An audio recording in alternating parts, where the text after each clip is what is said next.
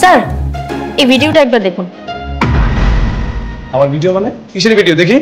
আপনার গোসলের ভিডিও। ও আচ্ছা,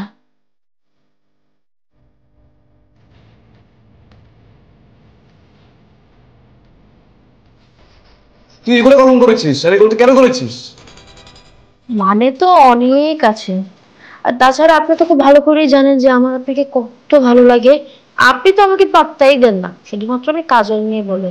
তাই এখন বাধ্য হয়ে আমাকে এই পন্থা অবলম্বন করতে হয়েছে। আচ্ছা, তুই কি চাস আমার কাছে বলতে? আমি তো আপনাকে চাইছি। আপনি খুব ভালো করেই জানেন যে আপনাকে আমার কত ভালো লাগে, আপনি কত হ্যান্ডসাম। আর শুধুমাত্র কাজের মেয়ে বলে আপনি আমাকে পাত্তা দেন না। এই জন্য স্যার ইচ্ছা করে এই কাজটা করেছি, যাতে আমি খুব সহজে আপনাকে পেয়ে যাই। বেশি কিছু না, আপনি আমাকে একটু সময় দেন, আমাকে খুশি করেন, আমাকে এমন ভাবে আদর করেন যেভাবে আপনার ওয়াইফকে করেন, তাকে শপিং করিয়ে দেন, তাকে ঘুরতে নিয়ে যান। এই সব কিছু আমাকে করেন শুধুমাত্র বিবাহের রেজিস্ট্রি ছাড়া, তাহলেই আমি এই ভিডিওটা ডিলিট করতে। দেখ, তুই কিন্তু বেশি বেশি বলে ফেলছিস। এগুলো করা একদম ঠিক হবে না। তুই ভিডিও করেছিস, ভুল করেছিস, ঠিক আছে, মাফ করে দিয়েছি। তুই ভিডিও ডিলিট করে দে।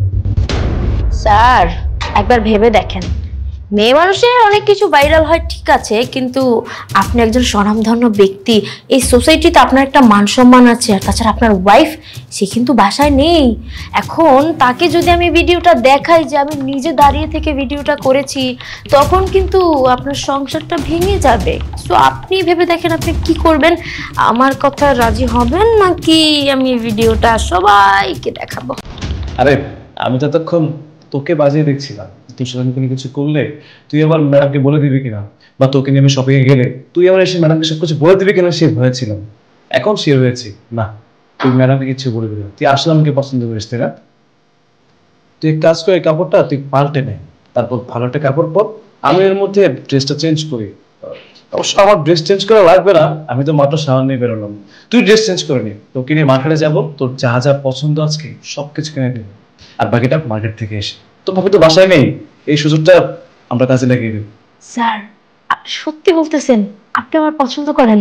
ইস, আমার যে কি ভাগ্য রে, আমি আপনার মতো একটা ছেলে পাইতেছি। সবই ঠিক আছে, কিন্তু স্যার আমার তো ভালো জামা কাপড় নাই, আর এই জায়গা তো আনিও নেই এগুলা ছাড়া। আপনি এক কাজ করেন না, ভাবির একটা দামি শাড়ি এনে দেন আমারে। আমার অনেক দামি শাড়ি পরার শখ। এক কাজে দুই কাজ হয়ে গেল, আমার শখও পুরো হলো, আপনার সাথে ঘোরাও হয়ে গেল। একটা শাড়ি এনে দেন। ম্যাডামের শাড়ি? তোর ম্যাডাম শাড়ি যে কোথায় রেখেছে?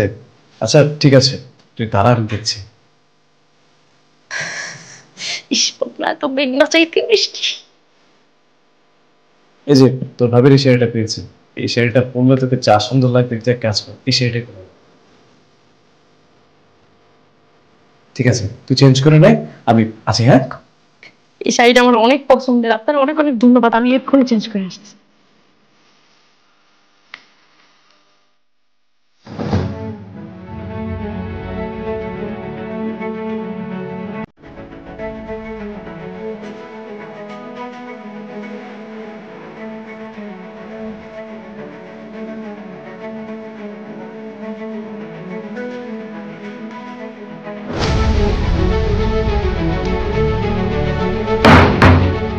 স্যার কই আপনি?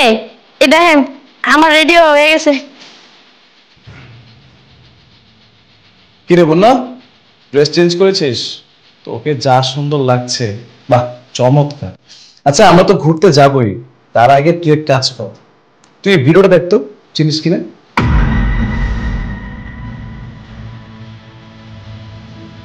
স্যার এটা আপনি কি করছেন? আমার ভিডিও কেন করছেন?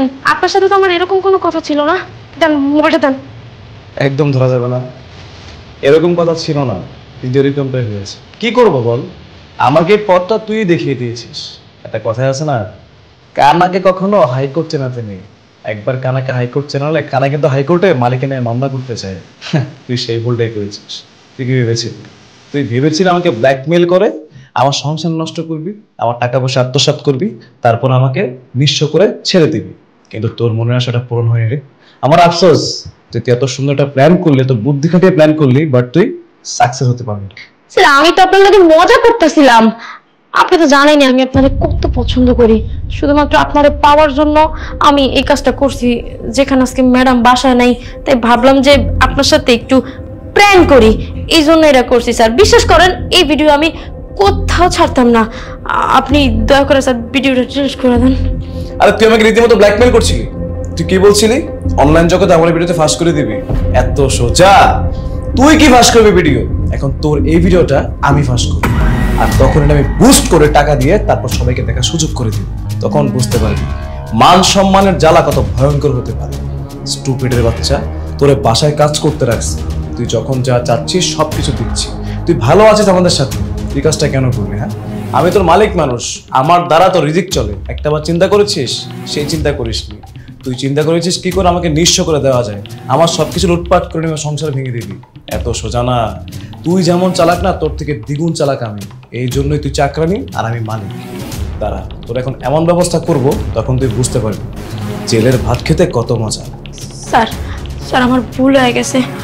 আমি আপনার সাথে অন্যায় করে ফেলছি। আমি টাকা পয়সার লোভে আর আপনার পাওয়ানোর লোভে না এগুলো করে ফেলছি। আমার এগুলো করা উচিত হয়নি। আপনি আমার ভিডিওটা ডিলিট করে দেন। আমি আর কোনোদিনও আপনার লগে এরকম করবো না স্যার। বিশ্বাস করেন আমিও ডিলিট করে দিতেছি। আপনি আমার ফোন নিয়ে নেন দরকার হলে। তোরে মাফ করবো? তোরে মাফ করবো? আরে তোর মতো চাকরানি মালিকের দিকে চোখ দেয়, তুই একটা ক্যারেক্টারলেস। তোর না পেটে খোদা নেই, শরীরে খোদা। আর যেসব মানুষের শরীরে খোদা থাকে তারা কখনোই ভালো হতে পারে না।